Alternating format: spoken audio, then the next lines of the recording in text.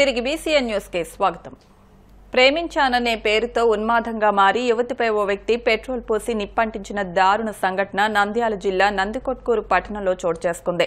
లహరి బైరెడ్డి నగర్లో అమ్మమ్మ దగ్గర ఉంటూ ఇంటర్ సెకండ్ ఇయర్ చదువుతోంది. తెల్లవారుజామున 3 గంటల సమయంలో రాఘవేంద్ర అనే ఉన్మాది యువతి ఇంటికి చేరుకుని పెట్రోల్ పోసి అరవకుండా నోట్లో గుడ్డలు కుక్కి నిప్పంటించి హత్య చేశాడని తెలుస్తోంది.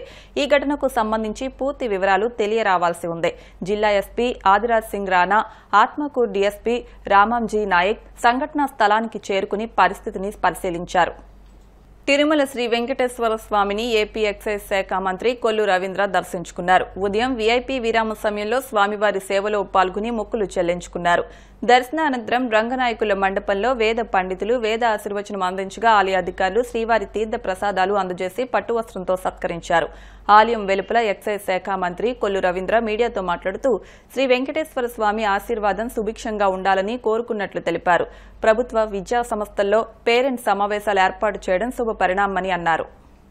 కలియుగ దైవం శ్రీ వెంకటేశ్వర స్వామి వారి దివ్య దర్శనం ఈరోజు చేసుకోవడం జరిగింది. చాలా ఆనందంగా ఉంది. స్వామివారు చాలా ఆశీర్వచనాలు మన రాష్ట్రానికి ఇవ్వాలని, ఈ ఆశీర్వచనాలతో మన రాష్ట్రం సుభిక్షంగా ఉండాలని, ఇవాళ చక్కటి వర్షాలు పడి పంటలు పండి ఇవాళ నదులన్నీ కూడా చక్కగా పూర్తి స్థాయిలో గతంలో ఎప్పుడు లేని విధంగా దాదాపు 20-30 సంవత్సరాల చరిత్రలో 100% మనకున్నటువంటి అన్ని నదులు రిజర్వాయర్లు కూడా వాటర్తో నిండి ఉండడం అనేది చాలా శుభపరిణామం. ఇవాళ నూతన ప్రభుత్వం గౌరవ ముఖ్యమంత్రి వర్యులు నారా చంద్రబాబు నాయుడు గారి నాయకత్వంలో, అలాగే ఉప ముఖ్యమంత్రి వర్యులు పవన్ కళ్యాణ్ గారి నాయకత్వంలో ఈరోజు యువ నాయకుడు నారా లోకేష్ గారు మరి మొన్న ఆంధ్ర రాష్ట్రంలో ఉన్నటువంటి విద్యా వ్యవస్థలని అన్నింటినీ కూడా సక్రమమైన మార్గంలో పెట్టే దాంట్లో భాగంగా పేరెంట్స్ మీటింగ్ పెట్టించడం అనేది చాలా శుభపరిణామం. ఇవాళ అందరిలో కూడా ఒక చైతన్యం, తల్లిదండ్రులకి బిడ్డల పట్ల, వాళ్ళ భవిష్యత్తు పట్ల వాళ్ళకు ఒక అవగాహన కలిగించడం, అలాగే ఉపాధ్యాయులు అదేవిధంగా స్కూల్లో ఉన్నటువంటి ఏమైనా లోటుపాట్లు ఉన్నా కూడా అవన్నీ కూడా రాబోయే కాలంలో పూర్తి స్థాయిలో సంపూర్ణంగా, ఎందుకంటే ఇది ఒక చరిత్ర.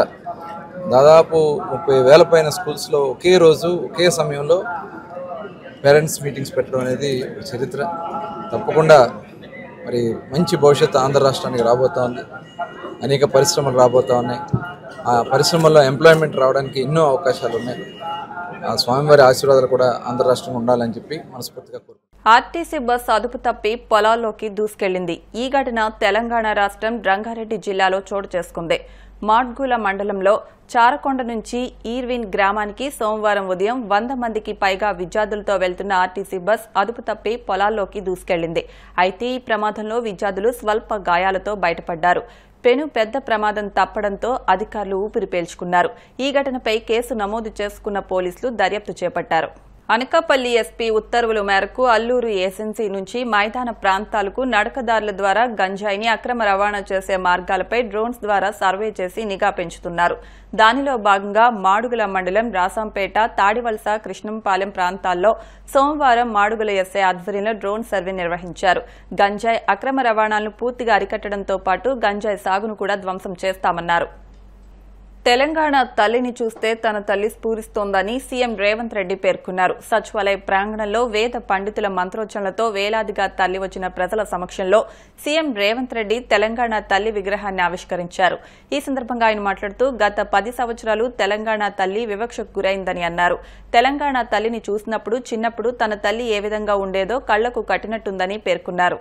రాష్ట్రం ఏర్పడిన తర్వాత ఆనాటి పాలకులు 10 సంవత్సరాలైనా ప్రభుత్వ అధికారిక కార్యక్రమంగా కానీ లేదా తెలంగాణ తల్లి యొక్క ప్రతిమ అధికారికంగా ఇలా ఉండాలి, తెలంగాణ తల్లి అవతరణ ఉత్సవాలు ప్రతి సంవత్సరం జరుపుకోవాలన్న ఆలోచన ఏ రోజు కూడా చెయ్యలేదు. తెలంగాణ తల్లి 10 సంవత్సరాలు వివక్షకు లోనైంది. అందుకే ఈనాడు మన అస్తిత్వానికి ప్రతీకైన మన సంస్కృతి సాంప్రదాయానికి బహుజనుల నుంచి పుట్టిన ఈ ఉద్యమం బహుజనులు పిడికిలి బిగించి సాధించుకున్న తెలంగాణలో బహుజనుల యొక్క ఆకాంక్ష మేరకు తండాలలో, గూడాలలో, మారుమూల పల్లెల్లో, జనబాహుల్యంలో ఉన్న తెలంగాణ తల్లి, నాకు ఈ తెలంగాణ మాతృమూర్తిని చూసినప్పుడు, చిన్నప్పుడు నా తల్లి ఏ విధంగా ఉండెనో నాకు ఈరోజు కళ్ళకు కట్టినట్టుగా ఈ తెలంగాణ తల్లి విగ్రహాన్ని చూస్తే నాకు స్ఫురించింది. వార్తలు ముగించే ముందు ముఖ్యాంశాలు మరొకసారి. వచ్చే వారంలో పోలవరాన్ని సందర్శించనున్న సీఎం చంద్రబాబు. ప్రాజెక్టు స్థితిగతులపై నిర్మాణ సంస్థలతో సమీక్షించిన మంత్రి నిమ్మల. వైసీపీ ఎంపీ విజయసాయిరెడ్డిపై మంత్రి కొల్లు రవీంద్ర ఫైర్. అవినీతి కేసులో పూర్తిగా కూరుకుపోయారంటూ ఆరోపణ.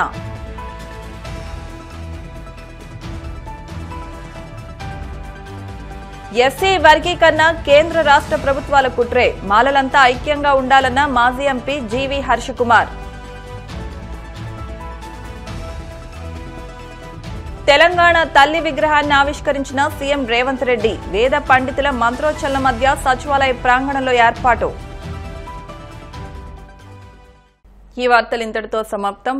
మరిన్ని వార్తల కోసం BCN digital YouTube channel, Facebook పేజీని ఫాలో అవ్వండి. అప్డేట్ వార్తల కోసం ప్లీజ్ సబ్స్క్రైబ్.